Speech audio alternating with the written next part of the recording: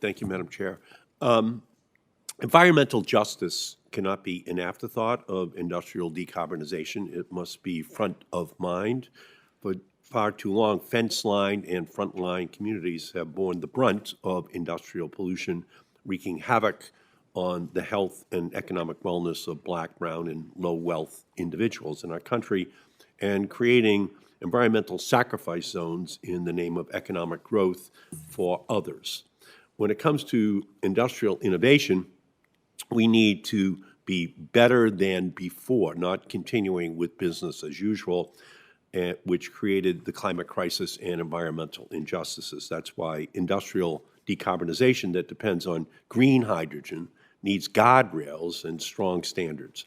Ms. Angelski, will you commit to advocating for the 3 guardrails of green hydrogen: additionality, deliverability, and hourly time matching to help us deliver the greenest hydrogen possible? Thank you for the question and recognize the issues that you're raising, Senator. The coalition is proposing that we adopt more restrictive policies, as you are suggesting, these 3 guardrails of additionality, restrictive or hourly matching, and regional matching over time. And our recommendation is to begin to adopt more restrictive measures beginning in 2030, which is a similar approach to what the European Union has adopted.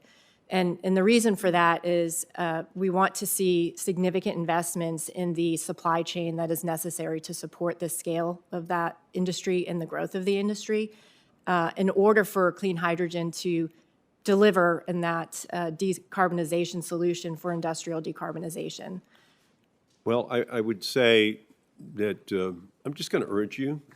Excuse me? I'm just going to urge you to understand that we want your ambitions to be high for innovation, but we also want ambitions to be high to ensure that we are not perpetuating injustice and obscuring pollution, which is what these industries have done historically. So that's a long time frame, and that's why guardrails for hydrogen created with targeted new and renewable energy, as well as continuous inclusive community engagement, will be what spurs truly clean energy technologies. Dr. Ellis, thank you for joining us from Somerville, Massachusetts. You said in your testimony that Sublime Systems. Thank you, Senator Markey. I agree. I believe that the energy transition can be a just transition. In the case of Sublime Systems, we've used the Justice 40 tool to look at where we might site our first commercial plant. And what struck me is that many of these disadvantaged communities are the site of old manufacturing towns.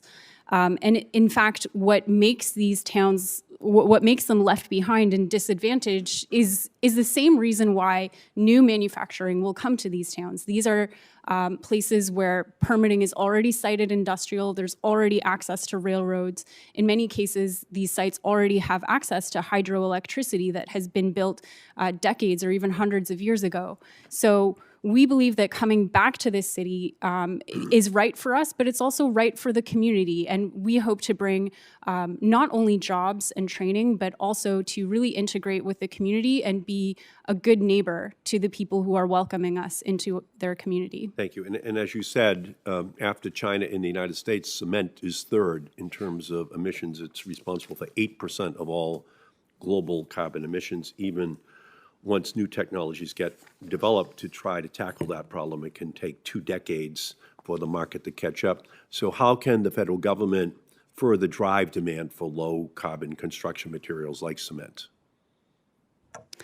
Thank you, Senator Markey. The U.S. government buys 60% of the cement that's consumed in the United States. Say that again. That's a crazy number. It is, in fact, a crazy number. The U.S. government buys 60% of the cement in the United States, and that is a culmination of the GSA, the Federal Highway Administration, the Army, DOT, both at the state and federal level. So there, if there are no advanced market commitments, if there's no commitment to buy low carbon cement from the government, this makes my job as an innovator in this sector more than twice as difficult as it should be. So I believe the government has a responsibility to make these commitments, to create bankable contracts that will allow us to get project finance to build these plants.